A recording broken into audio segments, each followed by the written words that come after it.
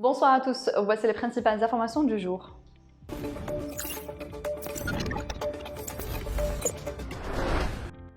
Un nouveau cahier des charges sur la distribution des produits pharmaceutiques sera publié dans les jours à venir au journal officiel, indique ce lundi à Alger le ministre de l'Industrie pharmaceutique Lotfi Ben Bahmed, ajoutant que le nouveau cahier des charges permettra de contrecarrer notamment tout acte de rétention ou spéculatif de la part des distributeurs. Il a dans ce sens souligné que l'ensemble des distributeurs seront réagréés avant la fin du mois de février prochain, précisant que ce travail se fait de concert avec les associations des distributeurs, des producteurs, les syndicats et les ordres des pharmaciens.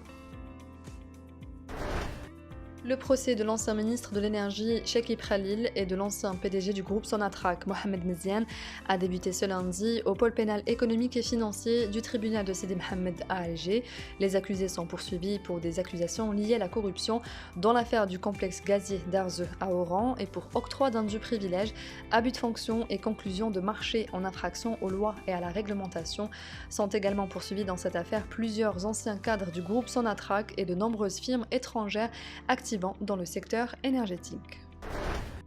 Le ministre de l'Industrie, Ahmed Zardar, a reçu aujourd'hui à Alger l'ambassadeur et chef de la délégation de l'Union européenne en Algérie, Thomas Eckert, indique un communiqué du ministère. Lors de cet entretien, les deux responsables ont passé en revue les relations économiques et industrielles entre l'Algérie et l'Union européenne et les voies de leur renforcement. Ils ont également évoqué le programme d'appui de la diversification industrielle et l'amélioration du climat des affaires, ainsi que les résultats escomptés de ce programme, notamment en matière de développement des filières de l'électronique et de la mécanique en Algérie.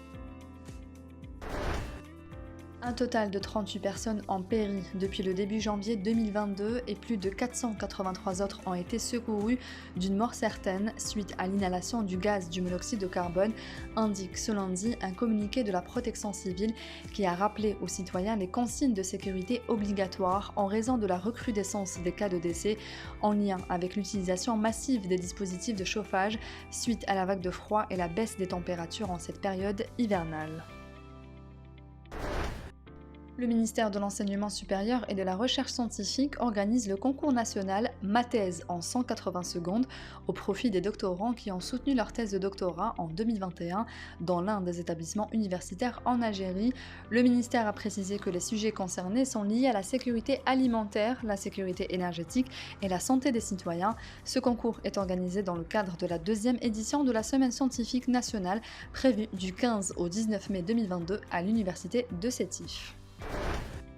La Société des eaux et de l'assainissement d'Alger, SEAL, a annoncé ce lundi dans un communiqué des perturbations dans l'alimentation en eau potable au niveau de plusieurs communes d'Alger, assurant que l'alimentation reprendra progressivement durant la journée de demain, mardi. Ces perturbations ont été enregistrées suite à des incidents survenus durant les journées du 30 et 31 janvier courant au niveau de la station de dessalement d'eau de mer d'Al-Hamma, a précisé le communiqué. L'Union africaine a annoncé ce lundi la suspension du Burkina Faso de toutes ses activités au sein de l'organisation continentale jusqu'au rétablissement effectif de l'ordre constitutionnel dans le pays, théâtre d'un coup d'État la semaine dernière. Le pays avait également été suspendu vendredi des instances de la Communauté des États de l'Afrique de l'Ouest. Ce lundi, le représentant spécial du secrétaire général et chef du Bureau des Nations Unies pour l'Afrique de l'Ouest et le Sahel, Mohamed Salah Anadif, est attendu à Ouagadougou où il effectuera une mission conjointe d'évaluation de la situation au Burkina Faso avec une délégation de la CEDEAO.